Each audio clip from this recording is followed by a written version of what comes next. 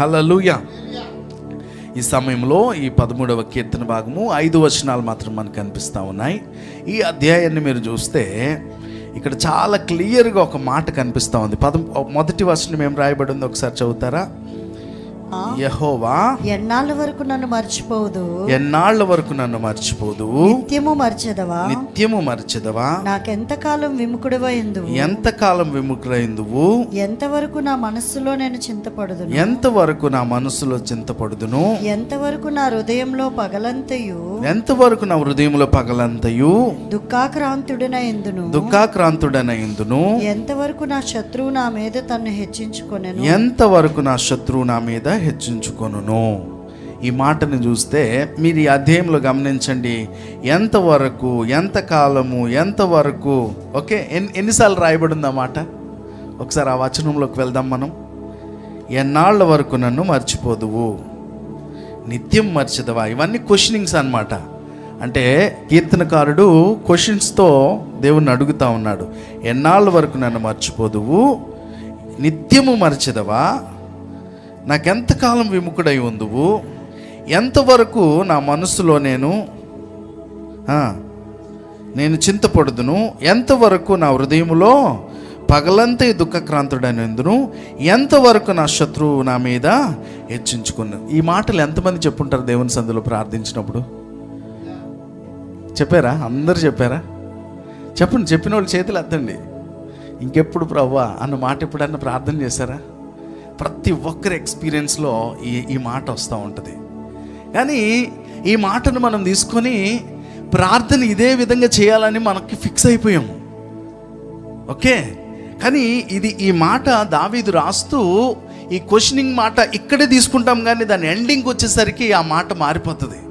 ఏమంటాడు చివరికి వచ్చేసరికి? నేనైతే 5వ వచనం, నీ కృపయందు నమ్మిక ఉంచి ఉన్నాను, నీ రక్షణ విషయమై నా హృదయము హర్షించుచున్నది, యెహోవా నాకు మహోపకారములు చేసి ఉన్నాడు, నేను ఆయనను కీర్తించదను. హల్లెలూయా. ఈ మాటను మర్చిపోతాం, కానీ ఈ ఫస్ట్ పలికిన 6 మాటలు మాత్రం మన మైండ్లోకి వెళ్ళిపోయినాయి. అందుకని దేవుని సంధికి వెళ్ళగానే ఏ విషయంలోనైనా సరే, ఇంకెప్పుడు చేస్తావు ప్రభువా, ఇంకెప్పుడు జరుగుతుంది ప్రభువా, ఎన్నో దినాల నుంచి నువ్వు ప్రార్థన చేస్తూ ఉండొచ్చు, ఎంతో కాలముగా నువ్వు దేవుని సందులో ఎదురు చూస్తూ ఉండొచ్చు అని గుర్తుపెట్టుకోవాల్సిన విషయం ఏంటంటే, ఆయన నీకు సహాయం చేస్తాడని మర్చిపోకుండా ఆయన సన్నిధిలో ఆయన స్తుతించగలగాలి. హల్లెలూయా. ఎవరైతే అలా స్తుతించగలుగుతారో, ఎవరైతే అలా నిలబడగలుగుతారో, వారి యొక్క ప్రార్థన మరి నిశ్చయంగా జరుగుతుంది. మన దృష్టిలో ఏమనుకుంటామంటే, ఇలా అడగగానే అలా జరిగితే అబ్బా దేవుడు నా ప్రార్థన విన్నాడు, ఒకవేళ జరగకపోతే దేవుడు నా ప్రార్థన వినట్లేదు అని నువ్వు అనుకుంటున్నావేమో. చిన్నప్పుడు నేను ఇలా ప్రాక్టికల్ చేసేవాడిని. వర్షం ఆగిపోమంటే ఆగిపోయేది చాలాసార్లు కొత్తలో. అబ్బా దేవుడు వర్షం ఆపేస్తా ఉన్నాడు భలేగా, అమ్మో దేవుడు ఎంత గొప్ప దేవుడు అని చెప్పేసి చాలా హ్యాపీ అయిపోయేవాడిని. ఒకసారి నేను టౌన్ వెళ్తా ఉన్నప్పుడు మీటింగ్కి వెళ్తూ ఉంటే వర్షం పడిపోతూ ఉంది, ఆగుమన్నా ఆగినా ఆగట్లా. అప్పుడు నాకు అర్థం అయిన విషయం ఏంటంటే, దేవుడు నీ జీవితంలో ప్రతి విషయాన్ని ఆయన గమనిస్తూ ఉన్నాడు. హల్లెలూయా. హల్లెలూయా చెప్తాం బిగ్గరగా, హల్లెలూయా. ప్రతి పరిస్థితిని ఆయన చూస్తూ ఉన్నాడు. నీకు సహాయం అందకపోయేసరికి దేవుడు చేయలేదేమని అనుకోవద్దు. నిన్న రాత్రి మేము మరి మీటింగ్స్కి వెళ్ళి 3-4 రోజులు అయిపోతూ ఉంది, బట్టలు మాసిపోతూ ఉన్నాయి, దుప్పట్లు మాసిపోతూ ఉన్నాయి, వచ్చి మళ్ళీ వాషింగ్ చేస్తూ ఉన్నాం. నిన్న వాషింగ్ చేద్దాం అనేసరికి వర్షం స్టార్ట్ అయింది. సిరి అంటుంది అనే 3 రోజులు ఏంటది తుఫాన్ అంటానియా అని చెప్పింది. అని అంటే అవునా ఎలాగనుకుంటున్నా, ఎందుకంటే మళ్ళీ మేము నెక్స్ట్ ఈ వీక్లో మరలా ప్రయాణం ఉంది మాకు. సో ఎలాగ అనుకుంటా ఉన్నాను. రాత్రి మొత్తం మీద ఎండ కాయలేదు కానీ మబ్బుగా ఉంది, సరే అని చెప్పి బట్టలన్నీ మేము వాష్ చేసుకున్నాక రాత్రి పడుకునే ముందు ఆరబెట్టేసాం, కానీ పడుకునే ముందు తలుపు తీసి బయటకు వచ్చాను అనమాట. నేను బయటకు వచ్చి ఆకాశం వైపు చూసి చెప్పాను, యేసుక్రీస్తు నామంలో నేను అడుగుతా ఉన్నాను, సృష్టి మిగులు అపేక్ష కలిగి దేవుని కుమారుల ప్రత్యక్షత కొరకు వేచి ఉన్నావు కదా, అంటే వర్షం పడాలి ఈ వ్యవసాయకుల కొరకు, ఈ పంటల కొరకు అవసరం, కానీ ఈ ఒక్క రాత్రి నా కోసం సహాయం చేయవా? I command you in the name of Jesus. ఆకాశం వైపు చూసి బయటకు వచ్చి, నాకు ఈ రాత్రి వర్షం పడకుండా ఈ పగలంతా కొంచెం ఆదివారం కూడా చర్చ్కి రావాలి కదా, అందరూ ఇబ్బంది అవుతుంది కాబట్టి యేసుక్రీస్తు నామంలో ఆజ్ఞాపిస్తున్నానని నేను బయటకు వచ్చి చెప్పి వచ్చి పడుకుండిపోయాను. ఉదయం లేచినాక నేను దేవుని స్తుతిస్తా ఉన్నా, ప్రభా కిటికీ వైపు చూస్తే వర్షం పడలే, ప్రభా నీకు వందనాలు. ఇలా జరిగినప్పుడు చాలా హ్యాపీ ఉంటుంది. పొరపాటున దాన్ని రివర్స్ అయింది అనుకోండి, అంటే దేవుడిని ప్రార్థన ఆలకించట్లేదా? దేవుడిని మొర ఆలకించట్లేదా? ఇక్కడ చాలామంది ఏమైపోతా ఉన్నారంటే విశ్వాసాన్ని కోల్పోతా ఉన్నారు. దేవుని ప్రజలైన మీతో సూటిగా చెప్పబోయే మాట ఏంటంటే, మన విశ్వాసాన్ని ఏం చేయాలో తెలిసినా, జరిగినా జరగకపోయినా ఆయన వాక్కు నిత్యము స్థిరమైంది. ఆయన మాట నిత్యము, నీకు ఒకసారి మాట ఇచ్చాడంటే అది నెరవేరుస్తాడు అంతే, అది జరిగి తీరుతుంది అంతే. ఒకవేళ జరగనట్టుగా కనిపించినప్పటికీ నువ్వేం నమ్మాలి తెలిసినా, నా ప్రభువు నా కొరకు చేయగలడు. హల్లెలూయా. ఇది విశ్వాస ప్రకటన. ఇలాంటి విశ్వాసాన్ని దేవుని ప్రజలమైన మనము ఈ అంత్యకాలంలో ఖచ్చితంగా ఇలాంటి విశ్వాసాన్ని కూడగట్టుకోవాలి. ఈ విశ్వాసం ఎప్పుడైతే మనకు పోతుందో ఏమవుతాం తెలిసినా, విశ్వాస భ్రష్టులమైపోతూ ఉంటాం. ఇంక దేవుడు ఏదో ఎన్ని తలిచినా ఏది అడిగినా ఆయన చిత్తమే చేస్తాడు. ఆయన మోనార్క్ కాదు, ఆయన చిత్తం చేసేవాడు. గమనించాలి. దేవుడిని చాలామంది, నేను కూడా చిన్నప్పుడు అనుకున్నాను ఆయన ఒక మోనార్కు, ఏం అడిగి నేను చేసినా ఫైనల్గా ఆయన అనుకున్నది చేస్తాడు అని నేను అనుకున్నా. కానీ అలా కాదు. దేవుడు నీ స్వచిత్తాన్ని గౌరవించే దేవుడు. హల్లెలూయా. నీ యొక్క ఇష్టాన్ని ఆయన కూడా ఇష్టపడే దేవుడు, నీ హృదయాన్ని ఎరిగిన దేవుడు, నీ పరిస్థితులను ఎరిగిన దేవుడు ఆయన. హల్లెలూయా. అలాంటి దేవుడిని నువ్వు ఆరాధన చేయడానికి వస్తా ఉన్నావు. గమనించాలి. ఈ యొక్క అధ్యాయం అంతా ఫస్ట్ 2 వచనాలు చూస్తే, దావీదు ఒక చాలా వేదనకరమైన పరిస్థితి, అన్ని వ్యతిరేకతల మధ్య అతను ప్రకటిస్తున్న మాట ఏంటి తెలిసినా, ప్రవ్వా ఈ పరిస్థితులు ఇలాగే ఉంటాయా, ఇంకెంతకాలం, ఇంకెప్పుడు చేస్తావు, ఎప్పుడు చేస్తావు అంటూ 4వ వచనానికి వెళ్ళేసరికి 3వ వచనం నుంచి చదువుతాను చూడండి. యెహోవా నా దేవా నా మీద దృష్టి ఉంచి నాకు ఉత్తరమిమ్ము. 4వ వచనానికి వచ్చేసరికి, నేను మరణ నిద్ర నొందకుండాను, వాని గెలిచి తినని నా శత్రువు చెప్పుకొనకుండాను, నేను తూలిపోయి ఉండగా నా విరోధులు హర్షింపకుండాను, నా కన్నులకు వెలుగివ్వండి. చెప్పండి ఈ మాట అందరికీ, నా కన్నులకు వెలుగివ్వండి. ఈ ప్రార్థన చాలా ఇంపార్టెంట్. హల్లెలూయా. ఎందుకు ఇంత ఇంపార్టెంట్ అని చెప్తున్నానంటే, నీ కన్నులకు వెలుగు కావాలి. ఏ వెలుగు అంటే ఈ కనిపిస్తున్న సూర్యుడి కాంతి వెలుగు కాదు, ఈ లైటింగ్లో కనిపిస్తున్న ఈ వెలుగు కాదు. కానీ పరిస్థితులు వ్యతిరేకంగా ఉన్నప్పుడు ఆ వెలుగు చేత నువ్వు నింపబడితే, నీ కన్నులకి ఆ వెలుగు వచ్చినప్పుడు ఏమైతే తెలిసినా, నువ్వు ధైర్యంగా నిలబడగలవు. హల్లెలూయా. ఇక్కడ కూడా చాలా క్లియర్గా చెప్తా ఉన్నాడు, అయ్యా ఇలాంటి పరిస్థితి వచ్చేస్తా ఉందయ్యా, శత్రువు నన్ను మింగాలనుకుంటా ఉన్నాడు, నన్ను చంపేయాలనుకుంటున్నాడు, నన్ను అంతము చేయాలనుకుంటున్నాడు. కానీ ఏమడుగుతా ఉన్నాడు దావీదు తెలిసిన? ఇది తెలివైన ప్రార్థన. చాలామంది ఎక్కడ ఆగిపోతున్నారు తెలిసిన? ఈ 2 వచనాలు ఆగిపోయి అక్కడ వరకే ప్రార్థన చేస్తాం మనం. ఇంకెప్పుడు చేస్తాం? ఎందుకంటే మనం పాత రోజుల్లో, ప్రభువుని నమ్ముకున్న రోజుల్లో, మీరు సినిమాల్లో చూడండి, ఏదన్నా దేవుడు చేయలేదనుకో, అనుకున్నది జరగలేదనుకో, గుడిలోకి వెళ్ళి గంటలు కొట్టి, ఉన్నావా అసలు నువ్వు ఉన్నావా, ఉంటే ఎందుకు, ఇది మనకి డిఫాల్ట్ మన సబ్కాన్షియస్లోకి వెళ్ళిపోయింది. అంటే దేవుడు అంటే ఇంకా అలాగే ఎందుకంటే సినిమాల్లో చూసిందే వెళ్ళిపోతుంది. అదే అనుకొని ఈ వాక్యాలు కూడా చూసి, అయితే ప్రభుని ఇలాగ అడగాలేమో, ఉన్నావా, ఇస్తావా, ఇంకెప్పుడు చేస్తావు. దేవుని సన్నిధిలో నువ్వు అడిగే మాట అది కాదు. నీవేం అడగాలి తెలిసిన? నా కన్నులకు వెలుగివ్వండి. చెప్పండి ఈ మాట అందరూ కలిసి, నా కన్నులకు వెలుగివ్వండి, నా కన్నులకు వెలుగివ్వండి. ఎందుకు తెలిసిన ఈ మాట నేను చెప్తా ఉన్నాను? నీ కన్నులకు వెలుగు వచ్చినప్పుడు నువ్వేం మాట్లాడతావు తెలిసిన? నీ పరిస్థితులు ఎంత వ్యతిరేకంగా ఉన్నా, నీ రిపోర్ట్లు ఎంత దారుణమైన పరిస్థితిలో ఉన్నా, నీ కన్నులకు వెలుగు వస్తే నువ్వేం మాట్లాడతావు తెలిసిన? నేను సజీవుడనై నిన్ను ప్రకటిస్తాను ప్రభువా, నేను చావను ప్రభువా. హల్లెలూయా. ఇలాంటి వెలుగు సంఘమునకు అవసరమైనది. లోకమంతా చీకటి కమ్ముతా ఉంటే ఈ వెలుగు చేత నువ్వు నింపబడాలి, ఈ వెలుగుని నువ్వు స్వతంత్రించుకోవాలి, ఈ వెలుగు నీ కన్నులకు అవసరమైనది. హల్లెలూయా. మీరు చూడండి, మీ రిపోర్ట్లు ఇందాక ఎవరు మావయ్య గారు సాక్ష్యం చెప్పారు, ఆయన రిపోర్ట్స్ అన్నీ ఇప్పుడు నార్మల్ వచ్చినాయి, చాలా సంతోషం, ప్రైజ్ గాడ్ అని అంటాం. కానీ వ్యతిరేకమైన రిపోర్ట్లు వచ్చినప్పటికీ నీవేం మాట్లాడాలి తెలిసినా? నీవు చూసే ఈ యొక్క సాధారణమైన చూపుతో కాదు, అసాధారణమైన ఆ యొక్క చూపుతో నువ్వు చూడాలి. హల్లెలూయా. సంగమ గుర్తుపెట్టుకోండి, మీరు ఏ పరిస్థితిని చూస్తా ఉన్నా, ఎలాంటి పరిస్థితిని మీరు ఎదుర్కొంటున్నా, నీవు చూసే చూపు సాధారణమైన చూపు కాదు, కానీ దేవుడిచ్చే వెలుగులోంచి నువ్వు చూడాలంట. హల్లెలూయా. దేవుడిచ్చే వెలుగు ఎలా ఉంటుందో తెలిసినా ఆ పరిస్థితిని దాటిపోయేలా చేస్తుంది. ఒకసారి బైబిల్ గ్రంథం నుంచి ఆ విషయాన్ని మీకు చూపించాలని ఆశపడతా ఉన్నాను. సంఖ్యాకాండము, దానికి ముందుగా 2 కొరింథీయులకు రాసిన పత్రిక 5వ అధ్యాయము 7వ వచనం ఒకసారి చూద్దామా. 2 కొరింథీయులకు రాసిన పత్రిక 5:7.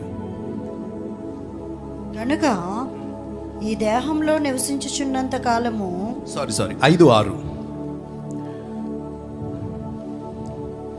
వెలుచూపు వలన కాక విశ్వాసము వలననే నడుచుకొనుచున్నాము. విశ్వాసము వలననే నడుచుకొనుచున్నాము. ఇక్కడ దావీదు పౌలు భక్తుడు చెప్తా ఉన్నాడు, సంఘంతో ఏం మాట్లాడుతూ ఉన్నాడంట, వెలుచూపుతో కాక విశ్వాసముతో నడుస్తూ ఉన్నాడంట.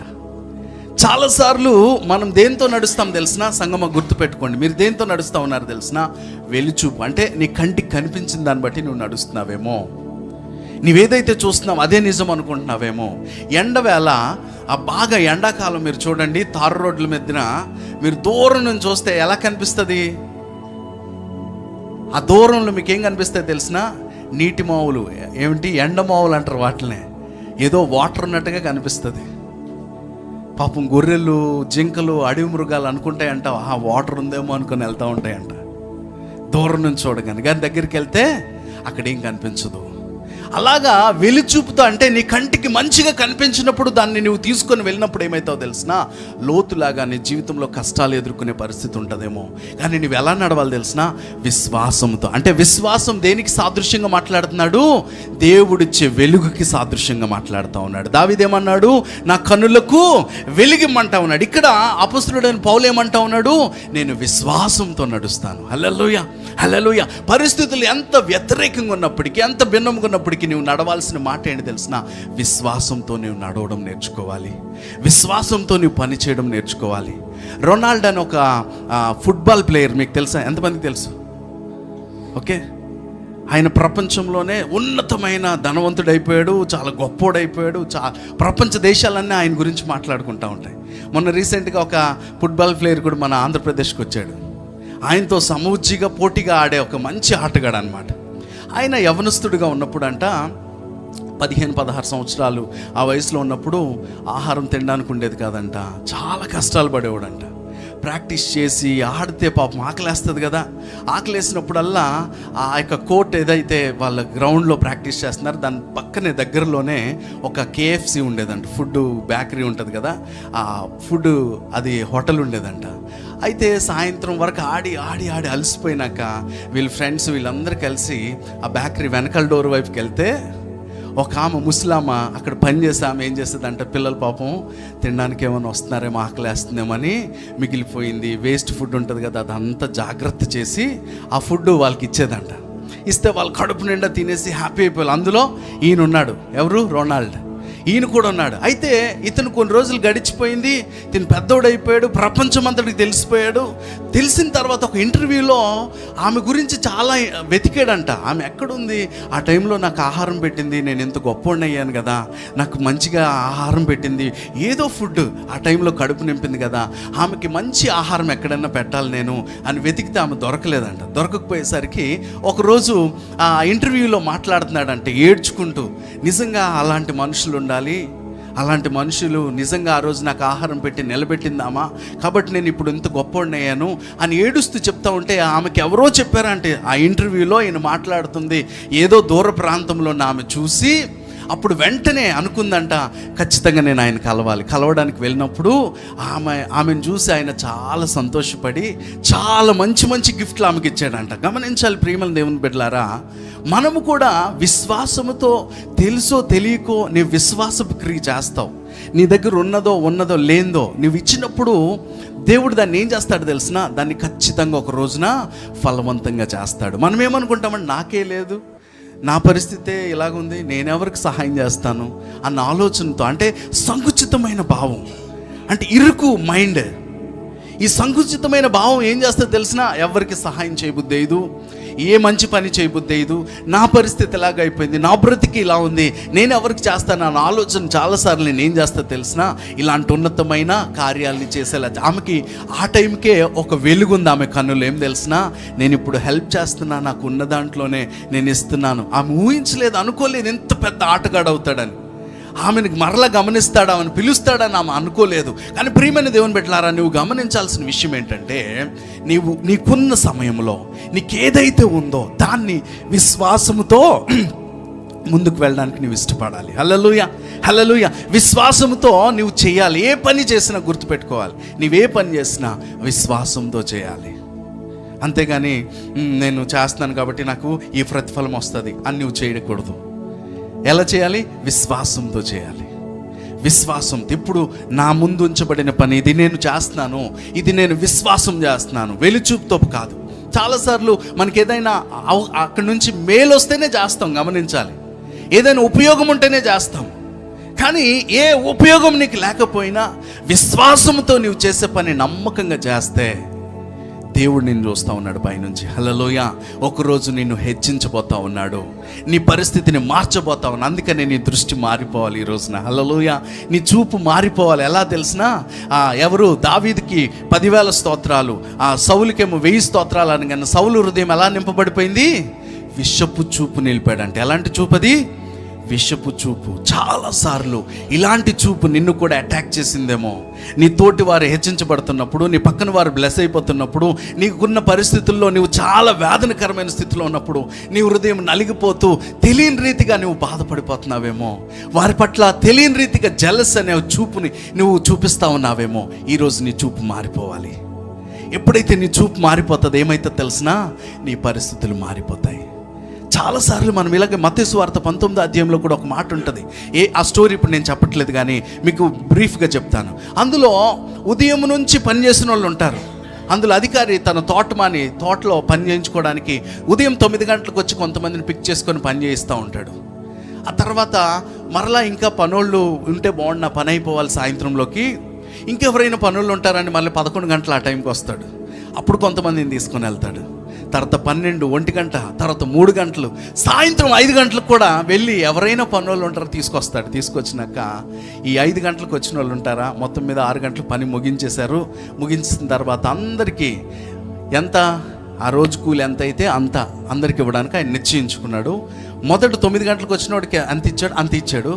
సాయంత్రం 5 గంటలు వచ్చిన ఆయనకు కూడా అంతే ఇచ్చేసరికి ఈ 9 గంటలు వచ్చిన వాడికి కడుపు మంట అంట. బైబిల్లో క్లియర్గా రాయబడి ఉంది. అప్పుడు అంటాడా అధికారి, ఏమంటాడు తెలిసిన, నీకు అదే రూపాయికి నేను ఒప్పందం చేసుకొని కదా నేను పెట్టుకున్నాను. ఉదయం వచ్చినా ఎప్పుడు వచ్చినా నీకు ఎంత ఇస్తానన్నా నీకు అన్నది ఇస్తా ఉన్నాను కదా, నీకెందుకు కడపమంట అని చెప్పేసి ఆ వాక్యంలో క్లియర్గా రాయబడి ఉంటుంది. అంటే నువ్వు ఫేస్ చేస్తున్న పరిస్థితులను బట్టి, నువ్వు ఎదుర్కొంటున్న ఏవైతే నీ కుటుంబం అయి ఉండొచ్చు, నీ ఉద్యోగంలో అయి ఉండొచ్చు, ఎక్కడైతే నువ్వు పనిచేస్తున్నావో అక్కడ నీకు ఇలాంటి పరిస్థితులు ఎదురుపడుతున్నప్పుడు నీ చూపు మారిపోవాలి. చెప్పండి మీ పక్కన వాళ్ళకి, నీ చూపు మారిపోవాలి. బాధతో చూడకూడదు, వేదంతో చూడకూడదు, ఏడుపుతో చూడకూడదు. చెప్పాలి మీ పక్కన వాళ్ళకి, ఏడుపు గొట్టుతో చూడమాక, ఓకే, దుఃఖముఖంతో చూడమాక. ఎవరిని చూసిన ఎలా చూడాలి తెలిసినా, కృపాసహితంగా చూడగలని నేర్చుకోవాలి. దేవుని వెలుగులోంచి నువ్వు చూడడం నేర్చుకోవాలి. హల్లెలూయా. ఎవరైతే ఇలా చూడడం మొదలు పెడతారో రిపోర్ట్లు వ్యతిరేకంగా ఉన్న మంచి రిపోర్ట్లుగా దేవుడు చేయబోతా ఉన్నాడు. హల్లెలూయా. నీ రోగము ఇలాగని డాక్టర్ నీకు చెప్పుండొచ్చు, నీ పరిస్థితులు ఇలాగని అనేక మంది చెప్పుండొచ్చు, నీ డబ్బులు అక్కడ చిక్కుపోయి ఇంకా రావని అనేక మంది చెప్పుండొచ్చు. కానీ నువ్వు ఏం చెప్పాలి తెలిసినా, దేవుని వెలుగు చేత నీ కన్నులు నింపుకొని నువ్వు మాట్లాడాలి, నా దేవుడు చేయగలడు. హల్లెలూయా. అంటే విశ్వాసంతో నేను నడవడం నేర్చుకోవాలి. ఇంకొకటి సంఖ్యాకాండము 13 యెహోవా మోషేకి ఇలాగను సెలవిచ్చెను, నేను ఇజ్రాయేలుకు ఇచ్చుచున్న కనాను దేశమును సంచరించి చూచుటకు నీవు మనుషులను పంపుము. వారి పితరుల గోత్రములో ఒక్కొక్క దాని నుండి ఒక్కొక్క మనుషుని మీరు పంపవలెను. వారిలో ప్రతివాడు ప్రధానుడై ఉండవలెను. మోషే యెహోవా మాట విని పారాను అరణ్యం నుండి వారిని పంపెను. వారందరూ ఇజ్రాయేల్లో ముఖ్యులు. వారి పేర్లు ఏవనగా, వాళ్ళ పేర్లు అంటే 12 గోత్రాల నుంచి 12 మందిని ఎంచుకున్నాడు. దేవుడు చెప్పాడు. ఫస్ట్ వచనం ఏంటంటే, మోషేతో ఎవరు చెప్పారు ఈ మాట? యెహోవా చెప్పాడు. అంటే దేవుడు చెప్పాడు, ఈ 12 గోత్రాల నుంచి ముఖ్యులైన ఒక్కొక్కరిని ఎంచుకొని ఎక్కడికి పంపించమన్నాడు? కానాను. ఏదైతే వాగ్దానం చేసిన దేశం ఉందో, దేవుడు ఏదైతే మాట్లాడాడో ఆ దేశానికి దేనికోసం వెళ్ళాలి? వేగు చూసి రమ్మన్నాడు. అంటే అక్కడ పరిస్థితులు ఎలా ఉన్నాయి మీరు చూసి రండి, నేను మీకు వాగ్దానం చేస్తా ఉన్నా, నేను మీతో మాట్లాడుతూ ఉన్నా, ఆ పాలు తేనెలు ప్రవహించు కానాను దేశం మీకు ఇవ్వబోతా ఉన్నానని దేవుడు వీరిని ఎంచుకోమని మోషేతో చెప్పి 12 మందిని పంపించాడు. నీ జీవితంలో కూడా గుర్తుపెట్టుకో, దేవుడు ఎంతమందికి వాగ్దానాలు చేశాడు ఇక్కడ? నీ జీవితంలో ఇలాంటి అద్భుతం చేస్తాను, ఇలాంటి అద్భుతం చేస్తాను, ఇలాంటి పరిస్థితులు నేను కలిగిస్తానని దేవుని వాక్యం చేత ఎంతమంది వాగ్దానం పొంది ఉన్నారు? ఇప్పుడు వరకు ఆ వాగ్దానం చూడని వారి చేతులు ఎత్తండి. చూడలేదా? చాలా, ఇంకా మీ జీవితాల్లో చాలా చూడని ఉంటాయిగా. అయితే ఇక్కడ కూడా వీళ్ళకి ఏం చెప్తా ఉన్నాడంటే, పాలు తేనెలు ప్రవహించే దేశం ఇస్తానన్నాడు. అంటే మీకు కూడా దేవుడు ఒక గొప్ప ఇల్లు ఇస్తానని మీకు వాగ్దానం చేస్తుండొచ్చు. మీ హృదయంలో మీకు నిశ్చయిత మీకు తెలుసు, మీ పరిస్థితుల్లో ఉన్నతంగా దేవుడు కడతాడని మీకు వాగ్దానం వచ్చి ఉండొచ్చు. అనేక వాగ్దానాలు మీ బుక్కుల్లోనే, మీ యొక్క బైబిల్లో ఉండొచ్చు. అవి ఇంకా జరగట్లేదేమో. ఇక్కడ కూడా ఆయన ప్రజలకి ఏం చెప్తా ఉన్నాడు? 12 గోత్రాల నుంచి ఒక్కొక్కరిని ఎంచుకొని వీళ్ళని కానాన్ దేశం వెళ్ళి చూసి రమ్మన్నాడు. చూసి రమ్మంటే అక్కడ పరిస్థితులు ఎలా ఉన్నాయి తెలిసిన? ద్రాక్ష గెల మనం ఎలా పట్టుకుంటాం? ద్రాక్ష గెల ఇలా చేతితో ఇలా పట్టుకొని ఇలా తెచ్చేయచ్చు. అక్కడంట అటు ఇటు కావిడి బద్దలో మోస్తున్నారంట ద్రాక్ష గెలలు. ఒక ద్రాక్ష గెల 2 మనుషులు కావిడేసుకొని తీసుకెళ్తున్నారు. అంటే చాలా ఉన్నతమైనవి. అక్కడున్న ఆహార వస్తువులు కానీ, అక్కడున్న మనుషులు అంతంత ఉన్నారంట, నెపీలియుల్లాగా. వాళ్ళని చూసి ఇందులో 12 మందిలో 10 మంది ఏమైపోయారు తెలిసిన? గచ్చ వణికిపోయి మనం జీవితంలో అడుగు పెట్టలేము, వాళ్ళ ముందు మనం మిడతల్లాగా ఉన్నాము, వాళ్ళు మనల్ని తినేస్తారు, మనం వెళ్ళామంటే వాళ్ళతో యుద్ధం చేయలేము, మనం ఓడిపోతామని 10 మంది ఏ రిపోర్ట్ తీసుకొచ్చారు? అది నిజమా కాదా? అది నిజమే. వాళ్ళు చూసిందే ఎగ్జాక్ట్గా, వాళ్ళు ఏదైతే మాట్లాడుతున్నారో అదే రిపోర్ట్ వాళ్ళు తీసుకొచ్చారు. కానీ 2 వ్యక్తులు మాత్రం, ఎవరు? జాషువా, కాలేబు. ఈ స్టోరీ మీకు చాలాసార్లు నేను చెప్పాను. జాషువా, కాలేబులు మాత్రం ఏమంటారు తెలిసిన? లేదు లేదు లేదు, మనం నిశ్చయముగా వారిని గెలుచుకుంటాం, నిశ్చయముగా మనం స్వాధీనపరుచుకుంటాం, వాళ్ళు మనకు ఆహారం అవుతారు. ఒకసారి 14వ అధ్యాయం 1 నుంచి 10 వచనాలు చదువుదాం. ఇప్పుడు మీకు స్టోరీ అర్థమవుతుంది. అదే సంఖ్యాకాండం 14:1 నుంచి. సమాజము ఎలుగెత్తి కేకలు వేసెను.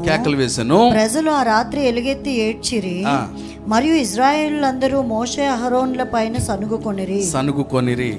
ఆ సర్వ సమాజము, అయ్యో, ఐగుప్తులో మేమేల చావలేదు, ఈ అరణ్యమందు మేమేల చావలేదు, మేము కత్తివాత పడినట్లు యెహోవా మమ్మను ఈ దేశంలోకి ఎలా తీసుకొని వచ్చాను, మా భార్యలు మా పిల్లలు కొల్లపోవుదురు, తిరిగి ఐగుప్తుకు వెళ్ళుట మాకు మేలు కాదా అని వారితో అనిరి.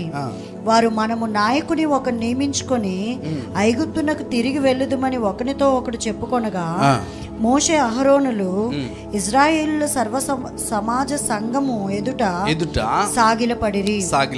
అప్పుడు దేశమును సంచరించి చూచిన వారిలో నుండి నూను కుమారుడగు యెహోషువయు యెఫున్నె కుమారుడగు కాలేబును బట్టలు చింపుకొని ఇశ్రాయేలుల సర్వ సమాజముతో, మేము సంచరించి చూచిన దేశం మిక్కిలి మంచి దేశము, యెహోవా మనయందు ఆనందించిన యెడల ఆ దేశంలో మనలను చేర్చి దాన్ని మనకిచ్చును, అది పాలు తేనెలు ప్రవహించు దేశము. మెట్టుకు మీరు యెహోవా మీద తిరగబడకుడి, ఆ దేశ ప్రజలకు భయపడకుడి, వారు మనకు ఆహారమగుదురు, వారి నీడ వారి మీద నుండి తొలగిపోయెను, యెహోవా మనకు తోడై ఉన్నాడు, వారికి భయపడకుడనిరి. ఆ సర్వ సమాజం వారిని రాళ్లతో కొట్టి చంపవలననగా, ప్రత్యక్షపు గుడారంలో యెహోవా మహిమ ఇశ్రాయేలులకు అందరికీ కనబడెను. యెహోవా ఎన్నాళ్ళ వరకు ఈ ప్రజలు నన్ను అలక్ష్యం చేయరు. చాలు. ఇక్కడ ఒక క్లియర్ స్టోరీ తీసుకొచ్చారు. ఏమని తీసుకొచ్చారు? 2 వ్యక్తులు, జాషువా, కాలేబులు, ఇద్దరు కూడా ఏమంటా ఉన్నారంటే, లేదు, వాళ్ళు మనము స్వాధీనపరుచుకుంటాం, వాళ్ళని మనం జయిస్తాం. దేని బట్టి మాట చెప్తా ఉన్నారు తెలిసిన? దేవుడు మొట్టమొదటిగా మోషేతో చెప్పిన మాట ఏంటి? 12 గోత్రాల నుంచి 12 మందిని ఎంచుకో, వాళ్ళని పంపించు, నేను చూపిస్తున్న మీ కానాన్ని ఇస్తానని దేవుడు వాగ్దానం చేశాడు లేదా? అంటే మొదటొచ్చిన ఆ వాగ్దానానికి ఈ జాషువా, కాలేబ్ ఫిక్స్ అయిపోయారు. ఓకే, వీళ్ళు ఏమైతే ఉన్నారు తెలిసిన, ఈ మిగతా 10 మంది ఉన్నారు కదా, 10 గోత్రాల నుంచి వచ్చిన వాళ్ళు, వీళ్ళు మాత్రం ఫిక్స్ అవ్వలే. అమ్మో దేవుడు అలాగే అంటాడు కానీ వాళ్ళకి మనం ఆహారం అయిపోతాము, మనం ఎప్పటికీ గెలవలేము, మన వల్ల కాదు. నీ పరిస్థితులు కూడా నేను అలాగే చూస్తూ ఉన్నాయేమో, నీవు ఎదుర్కొంటున్న ఛాలెంజెస్ ఏవైతే ఉన్నాయో అవి నీకు అలా కనిపిస్తున్నాయేమో. అమ్మో ఇంక ఈ బ్రతికింతే, నా పరిస్థితి ఇంతే, నా పరిస్థితులు ఎలాగ ఉండిపోతానా, నేను ఇలాగ ముసలైపోతానా, నేను ఇలాగే చనిపోతానా, ఇలాగే నా బ్రతుకుండిపోద్దా అన్న ఆలోచనతో నువ్వు ఉన్నావేమో. ఈరోజు నీ చూపు మారునుగాక యేసు నామములో. హల్లెలూయా.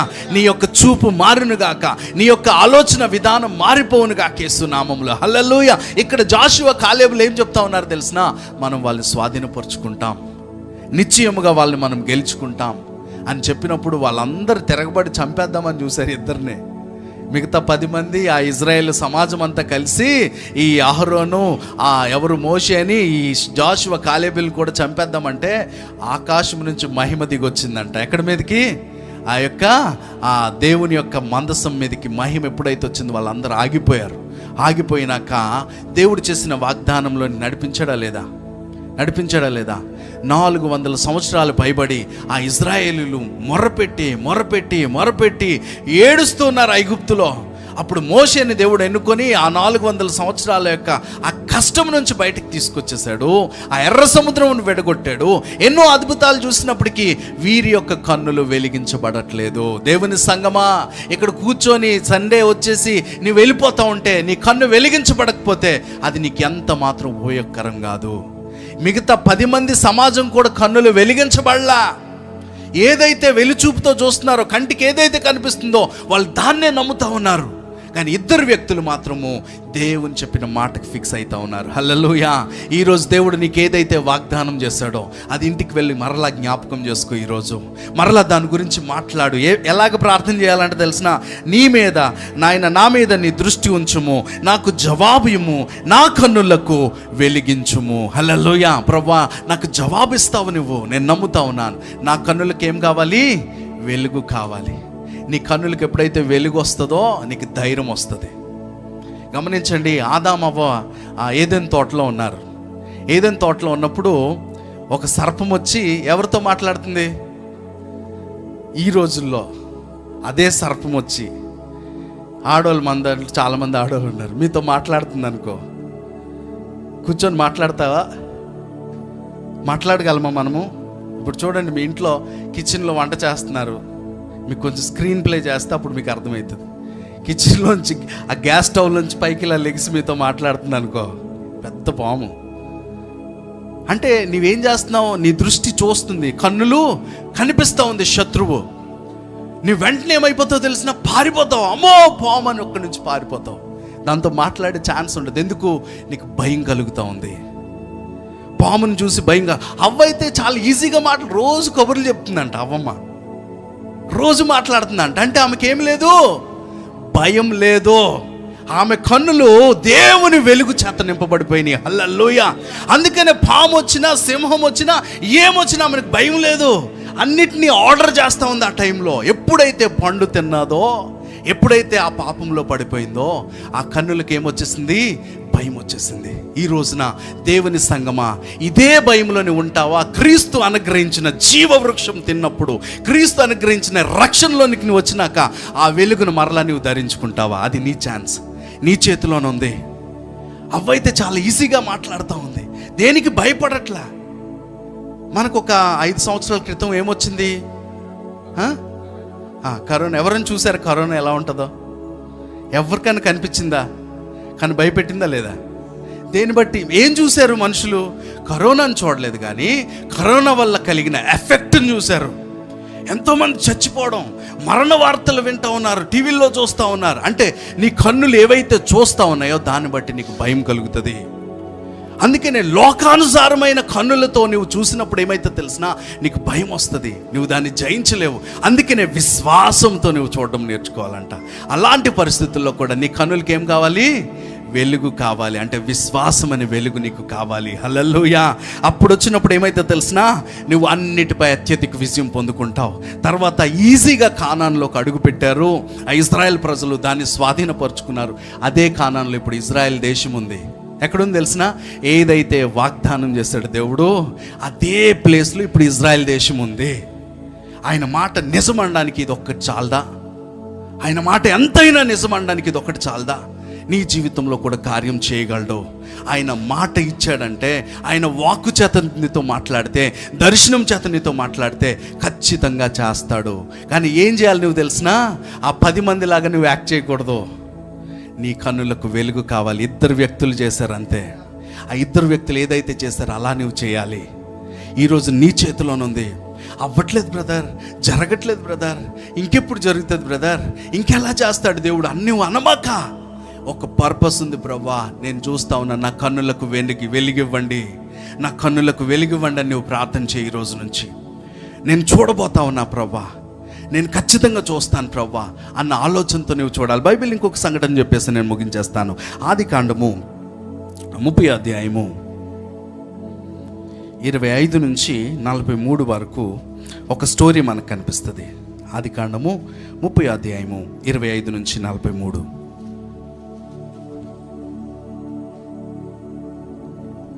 రాహేలు యోసేపును కన్న తరువాత యాకోబు లాబానుతో నన్ను పంపివేయము, నా చోటికి నా దేశమునకు వెళ్ళేదను, నా భార్యలను నా పిల్లలను నాకు అప్పగించుము, అప్పుడు నేను వెళ్ళేదను, వారి కోసం నీకు కొలువు చేసి తిని, నేను నీకు కొలువు చేసిన విధమును నీవు ఎరుగుదువు కదా అని చెప్పాను. అందుకు లాబాను అతనితో, నీ కటాక్షము నా మీద నున్న ఎడల నా మాట వినుము, నిన్ను బట్టి యెహోవా నన్ను ఆశీర్వదించనని శకునం చూసి తెలుసుకుంటువని చెప్పాను. మరియు అతడు, నీ జీతం ఎంతయని నాతో స్పష్టంగా చెప్పుము, అది ఇచ్చేదనెను. అందుకు యాకోబు అతన్ని చూచి, నేను నీకెట్లు కొలువు చేసినో నీ మందలు నా యొద్ద ఎట్లుండునో అది నీకు తెలియను. నేను రాకమునుపు నీకుండినది కొంచెమే, అయితే అది బహుగా అభివృద్ధి పొందెను. నేను పాదము పెట్టిన చోటెల్లా యెహోవా నిన్ను ఆశీర్వదించెను. నేను నా ఇంటి వారి కొరకు ఎప్పుడూ సంపాద్యము చేసుకొందునెను.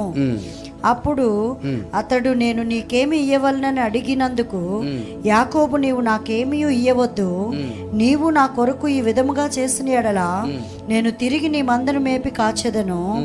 నేడు నేను నీ మంద అంతటిలో నడిచి చూచి పొడలైనను మచ్చలైనను గల ప్రతి గొర్రెను, గొర్రె పిల్లల్లో నల్లని ప్రతిదాన్ని, మేకల్లో మచ్చలైనను పొడలైనను గల వాటిని వేరుపరచెదను. అట్టివి నాకు జీతమగును. ఇక మీదట నాకు రావాల్సిన జీతమును గూర్చి నీవు చూడవచ్చినప్పుడు నా న్యాయ ప్రవర్తనయే నాకు సాక్ష్యమగును. మేకలలో పొడలైనను మచ్చలైనను లేవన్నయు, గొర్రె పిల్లలలో నలుపు లేవన్నయు నా యొద్దనున్న ఎడల నేను దొంగిలితునని చెప్పవచ్చుతున్నాను. అందుకు లాబాను, మంచిది ఈ మాట చొప్పుననే కానిమ్మనెను. ఆ దినమున లాబాను చార అయినను మచ్చ అయినను గల మేకపోతులను, పొడలైనను మచ్చగలను లేని పెంటి మేకలన్నిటినీ కొంచెం తెలుపు గల ప్రతిదాన్ని, గొర్రె పిల్లలలో నల్లవాటినన్నిటినీ వేరు చేసి తన కుమారుల చేతికి అప్పగించి తనకును యాకోబునకును మధ్య 3 దినముల ప్రయాణమంత దూరము పెట్టెను. లాబాను యొక్క మిగిలిన మందను యాకోబు మేపుచుండెను. యాకోబు చినారు జంగి సాలు చెట్ల చువ్వలను తీసుకొని ఆ చువ్వలలో తెల్లచారలు కనబడినట్లు అక్కడక్కడ వాటి తొక్కలు ఒలిచి, మందలు నీళ్లు త్రాగవచ్చినప్పుడు అవి చూలు కట్టుటకు అతడు తాను ఒలిచిన చువ్వలను మందలు త్రాగుటకు వచ్చు కాలువల్లోనూ నీళ్లగాళ్లలోనూ వాటి ఎదుట పెట్టగా, మందలు ఆ చువ్వల ఎదుట చూలు కట్టి చారలైనను పొడలైనను మచ్చలైనను గల పిల్లలను ఈనెను. యాకోబు ఆ గొర్రె పిల్లలను వేరు చేసి చారలు గల వాటి తట్టుకు లాబాను మందల్లో నల్లని వాటి తట్టుకు మందల ముఖములు త్రిప్పి తన మందలను లాబాను మందల్లో నుంచక వాటిని వేరుగా ఉంచెను. మందలో బలమైనవి చూలు కట్టినప్పుడెల్లను అవి ఆ చువ్వల ఎదుట చూలు కట్టునట్లు యాకోబు మంద కన్నుల ఎదుట కాలువలలో ఆ చువ్వలు పెట్టెను. మంద బలహీనమైనప్పుడు పెట్టలేదు.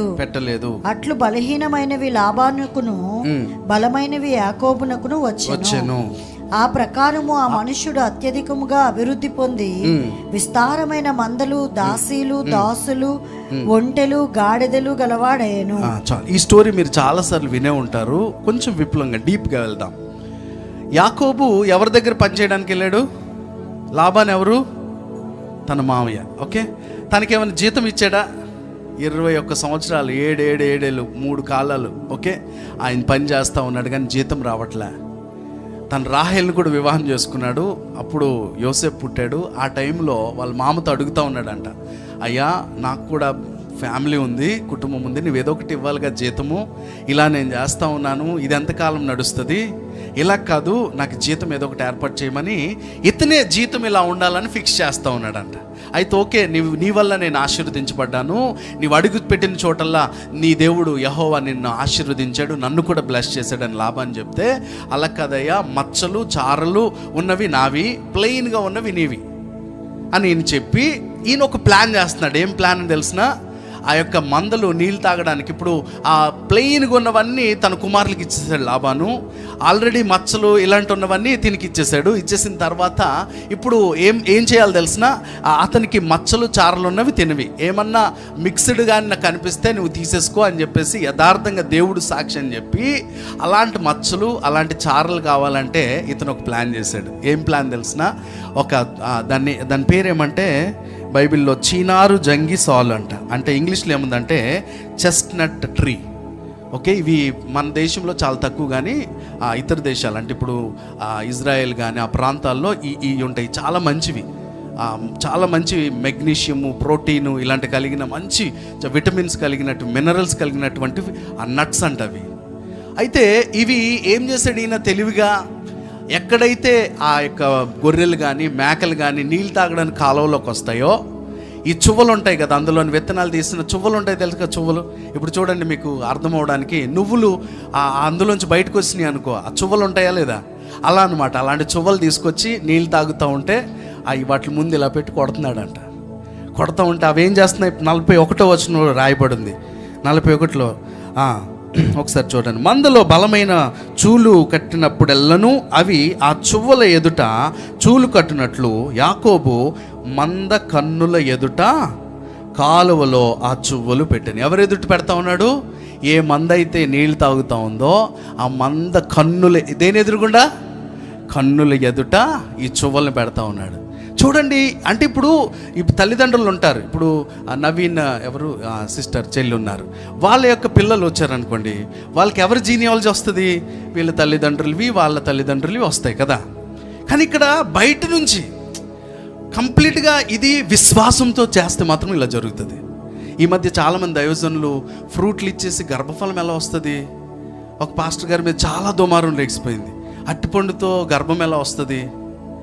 అట్టిపండుతో రాదు, కానీ విశ్వాసంతో వస్తుంది. హల్లెలూయా, విశ్వాసంతో జరుగుతుంది. అందుకని నేను మొట్టమొదటి మాట ఏం చెప్పానంటే, వెలిచూపుతో కాక విశ్వాసంతో నువ్వు నడవడం నేర్చుకోవాలి.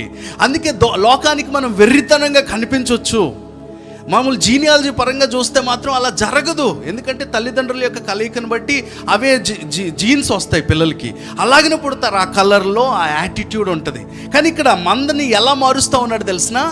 ఇతను కొత్త చువ్వల్ని తీసుకొచ్చి అవి నీళ్ళు తాగుతూ ఉంటే కొడతా ఉన్నాడంట. కొడతా ఉంటే వాటి కన్నులు ఎదుట అవి చూస్తూ నీళ్ళు తాగుతూ ఉన్నాయి. అక్కడ లాభానికి బుర్ర పాడైపోతుంది. తిట్టరా బాబు, ఎందుకంటే గొర్రె అనగా ఖచ్చితంగా ఆ ప్రాంతాల్లో గొర్రెలు ఎలా ఉంటాయి? మచ్చలు ఉండవు, ప్లెయిన్గానే ఉంటాయి. మచ్చలు ఉన్నాయంటే అవి చాలా రేర్గా ఉంటాయి. రేరుగా ఉన్నాయి, ఇతనికి ఇచ్చేద్దామంటే తక్కువ వస్తుంది, దీనికి నాదే ఎక్కువ అవుతుంది అనుకున్నాడు. కానీ ఏం జరిగింది? రివర్స్ జరిగిపోయింది. దేని బట్టి తెలిసిన? విశ్వాసంతో ఇతను ఒక ప్రాక్టికల్ చేస్తూ ఉన్నాడు. విశ్వాసం ఏం చేయాలి తెలిసిన? ఎప్పుడు ప్రాక్టికల్ చేయాలి.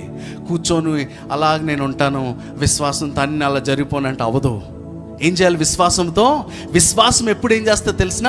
విశ్వాసం పని చేస్తుంది, విశ్వాసం కదులుతుంది, విశ్వాసం ముందుకు వెళ్తూ ఉంటుంది. నాకు తెలిసిన ఒక దైవజనులు, శామ్యూల్ పట్ట అనే దైవజనులు, అతని జీవితంలో జరిగిన ఒక సాక్ష్యం చెప్తా ఉన్నాడు. ఆయనకి ఒక క్షయరోగంతో బాధపడుతూ ఉన్న టైంలో ఇంక చచ్చిపోతాడని చెప్తారంట అందరూ. చచ్చిపోతాడని టైంలో చాలా వేదంతో బాధపడుతూ ఎవరో ఇచ్చారంట అప్పట్లో, కెనెత్ హ్యాగన్ అనే ఒక దైవజన్ పుస్తకం ఇస్తే అది చదువుతున్నాడంట. విశ్వాసం అంటే ఏంటంటే మనం పని చేయాలి, విశ్వాసం అంటే కూర్చొని ఉంటే పని అవ్వదు, దానికి తగినట్టుగా నువ్వు యాక్టివ్ చేయాలి, నువ్వు ముందుకు కదలాలన్న మాట ఆయన్ని కదిలించినప్పుడు ఆయన ఏం చెప్తా ఉన్నాడంటే, ఆయన పొందిన దెబ్బల చేత నాకు స్వస్థత కలిగింది అని మనం నమ్మడమే కాకుండా, అలాగనేసి అలాగా ఇదేంటి తగ్గలేదేంటి స్వస్థత అని అన్నాను కానీ ఏం కనిపించట్లేదు అని అనకూడదంట. వెంటనే ఏం చేశాడంటే, పడుకొని ఉన్న వ్యక్తి ఆయన పొందిన దెబ్బల చేత నాకు స్వస్థత అని అలాగ ఉండిపోలేదంట. పడుకొని నాకు స్వస్థత వచ్చింది కదా, విశ్వాసంతో నడడం మొదలుపెట్టాడంట. ఇలా కూర్చుంటే ఆయాసం వచ్చేసేదంట. ఆస్మా ఒకటి ఆయనకి ఆయాసం వచ్చేసేది. అలాంటి టైంలో లేదు, ఆయన పొందిన దెబ్బల చేత నాకు స్వస్థత కలిగిందని మాట్లాడుతూ ఆయన అడుగు ముందుకేస్తూ ఉంటే అటు ఇటు తిరుగుతూ ఉన్నాడంట. టక్కుమని ఆగిపోయింది. ఇదేంటి నాకు ఆయాసం లేదు, నేను చాలా ఇబ్బంది పడేవాడిని, ఎంత దూరం నడవడానికి ఇబ్బంది పడేవాడిని. ఎలా జరిగిందంటే విశ్వాసం ద్వారా మాత్రమే ఇవి సాధ్యము. చాలామంది ఇవేంటి మ్యాజిక్స్ కాదు. చాలామంది అంటారు ఇదేంటి చెయ్యేస్తే అద్భుతం జరుగుతుందా, చెయ్యేస్తే కార్యాలు జరుగుతాయా? కాదు, విశ్వాసంతో కార్యాలు జరుగుతాయి. అంటే నీ దృష్టి మారిపోవాలి. నీవు లోకపరంగా దృష్టి చూస్తే అది ఎప్పటికీ జరగదు, కానీ దేవుని పరమ, అందుకే దేవుని వెలుగు చేత నా కన్నులను నింపమని దావీదు ప్రార్థన చేస్తూ ఉన్నాడు. ఇక్కడ ఎలాగ బ్లెస్ అయిపోయాడంటే తెలిసినా, యాకోబు ఎలా బ్లెస్ అయ్యాడు? గొర్రెలు, మేకలు, ఒంటెలు. లాభానికి బుర్ర పాడైపోయింది. ఈయన్ని నేను ఇంకా గేమ్ ఆడిద్దాము, ఇంకా ఆడించుకుందాం అనుకోండి. నువ్వు కూడా ఎక్కడన్నా చిక్కిపోయానని బాధపడమాక. నీ జీవితంలో కూడా ఎంతకాలం సాకిరి చేస్తున్నాను రా బాబా అని నువ్వు అనుకోమాక. నువ్వు విశ్వాసంతో ఒక ప్రాక్టికల్ చేయాలి. విశ్వాసంతో కబుర్లు ఆడుకొని ఏదన్నా చేస్తే బాగుండు, ఏం చేద్దామని అనుకోమాక. నీకు ఆలోచన కలగజేస్తాడు దేవుడు. ఏ ఆలోచన అయితే కలిగిందో దాన్ని ప్రాక్టికల్ చేయి. యాకోబుకి ఆలోచన కలిగించాడు దేవుడు. ఏమని తెలిసినా, పలానా ఆ చువ్వల్ని తీసుకో, ఆ చెట్టు యొక్క చువ్వల్ని తీసుకొని నీళ్ళు తాగుతూ ఉంటే వాటి ముందు ఇలా పెట్టుకొట్టు. నీళ్ళు తాగుతున్న ఆ గొర్రెలు, మేకలు ఏం చేస్తున్నాయంట? వాటిని చూస్తున్నాయి. ఆ మాట చూడండి, క్లియర్గా ఉంది. మంద కన్నుల ఎదుట కాలువలలో ఆ చువ్వలు పెట్టాను. ఎప్పుడైతే అలా పెట్టాడు ఏమైతుంది? 43వ వచనం, ఆ ప్రకారము ఆ మనుష్యుడు అత్యధికముగా అభివృద్ధి పొంది విస్తారమైన మందలు, దాసులు, ఒంటెలు, గాడిదలు గలవాడాయను. నీ జీవితంలో కూడా నువ్వు ఆశీర్వదించబడాలంటే దేవుడు నీకు ఒకటి చెప్తా ఉంటాడు, నువ్వు వెంటనే దాన్ని రియాక్ట్ అవ్వాలి. లాస్ట్ వీక్ 2 వీక్స్ బ్యాక్ మేము రాజమండ్రి, నా స్నేహితుడు ఒక నూతన చర్చ్ మందిరం తీసుకుంటున్నప్పుడు సాగర్ బ్రదరు, నేను పాస్టర్ గారు ఇద్దరం వెళ్ళినప్పుడు నాకు ఒక దర్శనం చూపించాడు. లాస్ట్ టైం మీకు చెప్పాను, పొదుగుతున్న ఒక కోడిపెట్ట, గుడ్లతో ఉన్న కోడిపెట్ట. వెరీ నెక్స్ట్ చూస్తే పిల్లలు వచ్చినాయి. ఏంటి ప్రభు అంటే 21 days అని చూపించాడు. ఆ రోజు నాకు తెలియదు, అదే రోజు 21 మేము వెళ్ళిన రోజు కూడా. వెంటనే దేవుడు నాతో మాట్లాడాడు. అయిపోయింది. మేము హోటల్ రూమ్కి వెళ్ళినాక నేను వాష్రూమ్లో స్నానం చేస్తుండగా దేవుడు స్వరం విన్నా, నువ్వు 21 చెప్పావు కదా, నువ్వు విత్తనం విత్తవా? నా దగ్గర జేబులో డబ్బులు లేవు ఆ టైంలో.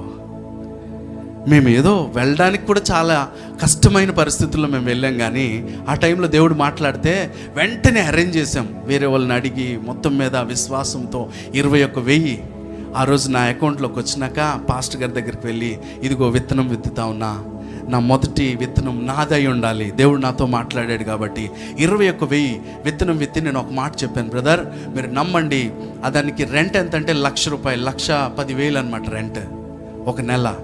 అలాంటిది అదంతా మేక్ చేయడానికి చాలా డబ్బులు అవసరం. కానీ విశ్వాసంతో నేను వెళ్తున్నానని ఆయన అన్నప్పుడు, లేదు ఈ 21 రోజుల్లో దేవుడు అద్భుతం చేయబోతున్నాడు అన్నప్పుడు నాతో ఆయన ఫోన్ చేసి మాట్లాడే, రేపు ఆయన ఓపెనింగ్ పెట్టే ముందు రోజు నాకు ఫోన్ చేసి, అప్పటికి 21 days అయినాయి అనమాట. తను ఏం చెప్పాడు తెలిసిన, ఈ రోజుకి 21 లక్ష దేవుడు నాకు అనుగ్రహించాడు. నా జేబులో ₹1 లేదు. 21 లక్ష అంటే మాట్లాడుకుంటున్నారా అని. విశ్వాసంతో సాధ్యమే. ఆ రోజు దేవుడు నాతో మాట్లాడాడు. మీరు కూడా దశమ భాగాలు కానీ కానుకలు కానీ విత్తినప్పుడు నువ్వు గుర్తుపెట్టుకోవాల్సిన విషయం ఏంటంటే, విశ్వాసంతో విత్తాలి. నేను విత్తుతున్నాను. ఇప్పుడు చూడండి, వ్యవసాయం చేసిన వ్యక్తి ఉన్నాడు అనుకోండి, వ్యవసాయం పంట వేస్తాడు, విత్తనాలు విత్తుతాడు, విత్తేసి అలా ఊరెళ్ళి వద్దామని తిరిగి వస్తాడా? వ్యవసాయకుడు ఏం చేస్తాడు? ప్రతిరోజు ఉదయమే వచ్చి చూస్తాడు. అమ్మో ఏమన్నా పాడు చేసినాయా? వ్యవసాయం చేసిన వాళ్ళకి తెలుస్తుంది. ఏమన్నా తినేసినాయా? కంచి కడతాడు చుట్టూ. ఆ విత్తనాల గురించే ఆలోచిస్తూ ఉంటాడు. అమ్మో వర్షం పడిపోతుందా, ఎండ పడిపోతుందా, ఇదే టెన్షన్. దాని మీదే ధ్యానం ఉంటుంది. ఆ విత్తనాలు మొక్కలు వచ్చేసరికి హ్యాపీ అయిపోతాడు. నువ్వు కూడా ఏదో పాస్టర్ గారికి మరి ఇవ్వాలి కదా, బాగోదు కదా, మరి దేవుడు సొమ్ము కాబట్టి దేవుడికి ఇచ్చేయాలి, ఈ కాన్షియస్తో ఇవ్వద్దు, ఈ ఆలోచనతో ఇవ్వద్దు.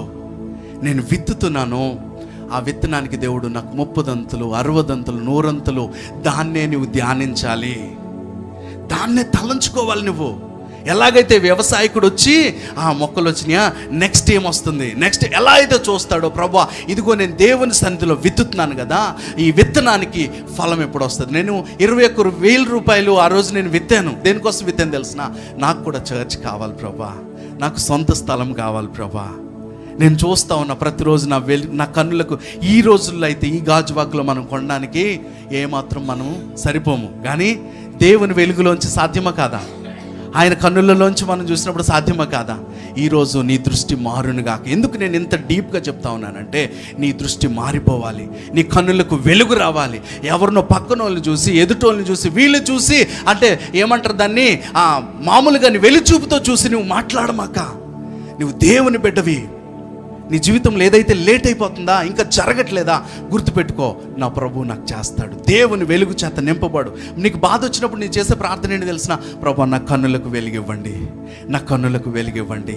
లాస్ట్ అండ్ ఫైనల్ చెప్పేసి మాట, చూడుము భూమిని చీకటి కమ్ముకొనుచున్నది, భూమిని చీకటి కమ్ముకొనుచున్నది, కటిక చీకటి జనములను కమ్ముచున్నది, కటిక చీకటి జనములను కమ్ముకొనుచున్నది. యెహోవా నీ మీద ఉదయించుచున్నాడు, యెహోవా నీ మీద ఉదయించుచున్నాడు, ఆయన మహిమ నీ మీద కనబడుచున్నది, ఆయన మహిమ నీ మీద కనబడుచున్నది.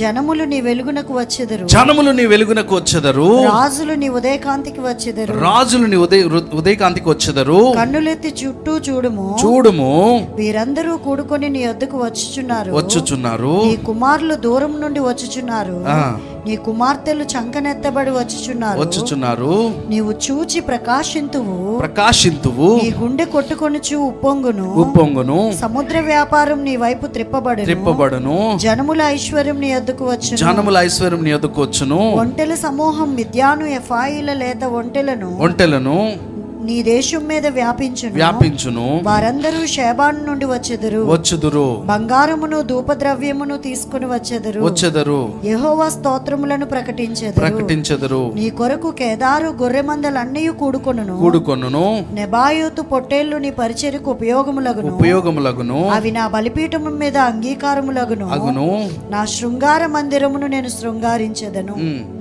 మేఘము వలెను ఎగయు గువ్వల వలెను గోళ్లకు ఎగిసి వచ్చి వీరెవరు? నీ దేవుడని యెహోవా నామమును బట్టి ఆయన నిన్ను శృంగారించినందున, ఇజ్రాయేలు పరిశుద్ధ దేవుని నామమును బట్టి దూరము నుండి నీ కుమారులను తమ వెండి బంగారములను తీసుకుని వచ్చుటకు ద్వీపములు నా కొరకు కనిపెట్టుకొనిచున్నవి, తర్షీషు ఓడలు మొదట వచ్చుచున్నవి, అన్యులు నీ ప్రాకారములను కట్టుదురు, వారి రాజులు నీకు ఉపచారం చేయుదురు. ఏలయనగా నేను కోపపడి నిన్ను కొట్టితిని గాని కటాక్షించి నీ మీద జాలిపడుచున్నాను. హల్లెలూయా. చాలు. ఇక్కడ చాలా క్లియర్గా, ఎంతమందికి నా బిడ్డల భవిష్యత్తు ఎలా ఉంటుందని భయం ఉంది? అమ్మో, నా పిల్లలకి నేను పెళ్ళిళ్ళు చేయగలనా ఈ రోజుల్లో, కట్న కానుకలు ఇచ్చుకొని? ఎంతమందికి ఉంది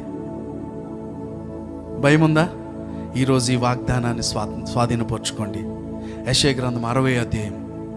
రాజులు వచ్చి నీకు పరిచర్య చేస్తారంట.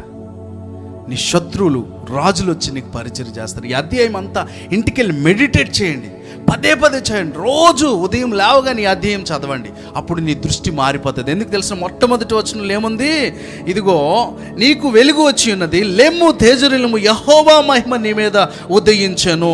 చూడుము భూమిని చీకటి కమ్ముచున్నది, కటిక చీకటి జనములను కమ్ముచున్నది, యెహోవా నీ మీద ఉదయించుచున్నాడు, ఆయన మహిమ నీ మీద కనబడుచున్నది. అంటే మొత్తం భూమి అంతా చీకటైపోవచ్చు, నీ చుట్టూన్న పరిస్థితులు మారిపోవచ్చు, నీ పక్కన వాళ్ళ పరిస్థితులు మారిపోవచ్చు, అందరికీ కష్టం రావచ్చు, కానీ నువ్వేం నమ్మాలి తెలిసినా? దేవుని వెలుగు నీ మీదకి రావాలి. ఆయన కన్నుల చేత, ఆయన వెలుగు చేత నీ కన్నులు నింపబడాలి. హల్లెలూయా. బిడ్డల విషయంలో, భవిష్యత్తు విషయంలో ఇలాగే ఉండిపోతానా నా పరిస్థితి?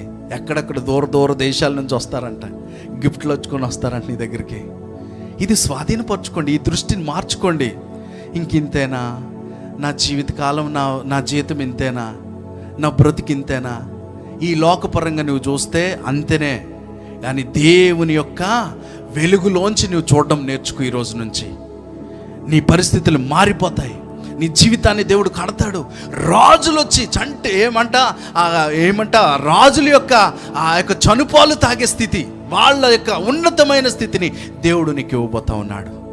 ఒకవేళ నీకు ఇంకా వివాహం జరగట్లేదా, ఇంకా పిల్లలు పుట్టట్లేదా, ఏంటి ప్రభా నా పరిస్థితి అనే వేదంతో ఉన్నావా, దేవుడు నీతో మాట్లాడుతూ ఉన్నాడు. ఈ యెషయా గ్రంథాన్ని నీవు ధ్యానించు. 60వ అధ్యాయంలో మొదటి నుంచి ఇక మీదట పగలు సూర్యుని ప్రకాశం నీకు వెలుగుగా ఉండదు, నీకు వెలుగిచ్చుటకై చంద్రుడికును ప్రకాశింపుడు. యెహోవాయే నీకు నిత్యమైన వెలుగవును, యెహోవాయే నీకు నిత్యమైన వెలుగాయను, నీ దేవుడు నీకు భూషణంగా ఉండును. హల్లెలూయా. అంటే దేవుడే నీకు వెలుగా ఇవ్వడానికి ఆయన ఇష్టపడతా ఉన్నాడు. కానీ నీవు ఈ లోకపరంగా పక్కనోళ్ళతో పోల్చుకోమాక, ఎదుటోళ్ళతో పోల్చుకోమాక. అందరి పరిస్థితులు బాగానే ఉన్నాయి, నా బిడ్డల పరిస్థితి ఏంటి, నా పరిస్థితి ఏంటి? దేవుని సంగమా, ఈరోజు నీ కన్నులకు వెలుగు రావాలి. చెప్పండి, ప్రభువా నా కన్నులకు వెలుగునివ్వండి, నా కన్నులకు వెలుగునివ్వండి. ఏమైతే తెలుసు, నీ కన్నులకు వెలుగు వస్తే స్టోరీ మారిపోతుంది. లాబాన్ దగ్గర యాకోబు స్టోరీ ఎలా మారిపోయింది? లాబాన్కి షాక్ ఇచ్చేశాడు. అంటే నీకు దేవుడు ఆలోచన కలగజేస్తాడు. నీ కన్నులు మారిపోతే నీకు కొత్త కొత్త స్ట్రాటజీస్, కొత్త కొత్త ప్లాన్స్, ఇలా చేస్తే బాగుంటుందని ఒక తలంపు దేవుడు పుట్టిస్తాడు. అది నువ్వు చేయగానే వెంటనే బ్లెస్ అయిపోతావు.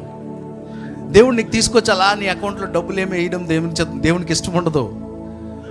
భాగ్యమును సంపాదించుకోవడానికి ఏం కలగజేస్తాడంట? సామర్థ్యమును కలగజేస్తాడంట. భాగ్యమును అంటే డబ్బులు సంపాదించుకోవడానికి దేవుడు ఏం చేయబోతా ఉన్నాడు? నీకు సామర్థ్యమును కలగజేస్తాడు. అంటే నీ కన్నులకు వెలుగు వచ్చినప్పుడు నీకు సామర్థ్యం వచ్చేస్తుంది. ఇప్పుడు బాబీ ఉన్నాడు అనుకో, తను ఉదయం బయలుదేరి వెళ్ళి ఆటో తొక్కుకొని వచ్చేసరికి కష్టపడితే ఒక 800 వస్తుంది అనుకో, తన కన్నులకు వెలుగు వచ్చేసింది అనుకో, ప్రభా నా కన్నులకు వెలుగివ్వు. ఒక్క రోజులోనే 10,000 సంపాదించే సామర్థ్యం. ఇది దేవుడు చేసే కార్యాలు. ఒక్క రోజులోనే 20,000 సంపాదన చేస్తాడా? చేయగలడా లేదా? అంటే మన దృష్టి లోకంతో పాటు పోల్చుకుంటున్నాం. ఇంకా ఆటో వాళ్ళు అందరికీ అంతే కదా, ఇంకా నాకు అంతే అని నువ్వు అనుకోకూడదు. అందరి జీతం అంతే కదా, నా పరిస్థితి అంతే అని నువ్వు అనుకోకూడదు. నీ దృష్టి మారిపోవాలి, నీ కన్నులకు వెలుగు రావాలి.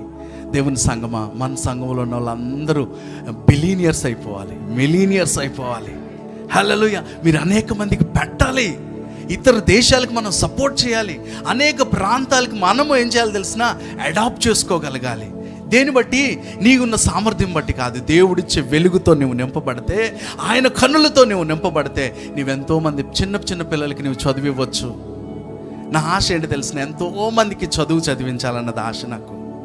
ఎంతోమంది చదువుకోలేని పిల్లలకి మంచి చదువు ఇవ్వాలన్న ఆశ. కానీ నా పరిస్థితి నా కన్నులతో నేను చూస్తే అమ్మో అనిపిస్తుంది నాకు ఇప్పుడు.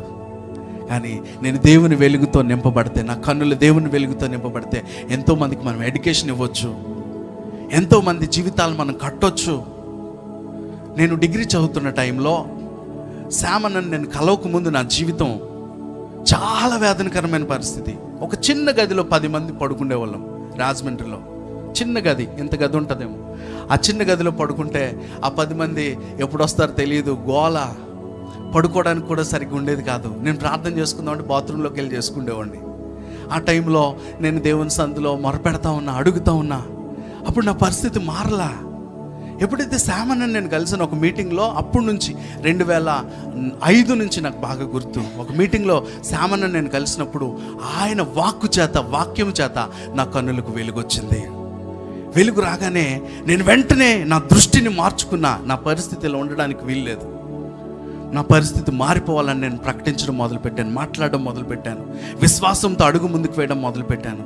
అదే రాజమండ్రిలో ఒక పెద్ద ఇల్లు తీసుకున్నా, 2,000 రెంట్కి, ఒక్కడనే 3 బెడ్రూమ్లు ఉన్న హౌస్ తీసుకొని ఒక పెద్ద మ్యూజిక్ ఇన్స్టిట్యూట్ పెట్టేసిన తర్వాత ఆ తక్కువ టైంలోనే నేను రెంట్ కట్టడమే కష్టం. నేను 10 మంది ఉన్న ఒక చిన్న రూమ్కి షేర్ ఇవ్వడమే నా పరిస్థితి కష్టం. కానీ నేను అనేక మంది రెంట్లు తాళం వేసేసారు, రెంట్ కట్టలేదని నా ఫ్రెండ్స్, ఇంజనీరింగ్ చదివే ఫ్రెండ్స్, వాళ్ళకి నేను రెంట్ కట్టే స్థితికి దేవుడు నన్ను తీసుకెళ్ళాడు. ఎప్పుడు తెలిసిన, నా దృష్టి మారినప్పుడు. ఏదో నా జేబులో ఒక డబ్బులు వచ్చినప్పుడు నేను చెప్పట్లా, ఏదో నేను బిజినెస్లో గొప్ప ఉన్నాయని నేను చెప్పట్లా. నా దృష్టి మారినప్పుడు నేను ఎంతోమందికి హెల్ప్ చేశాను. ఈరోజు నీ దృష్టి కూడా మారిపోవాలి.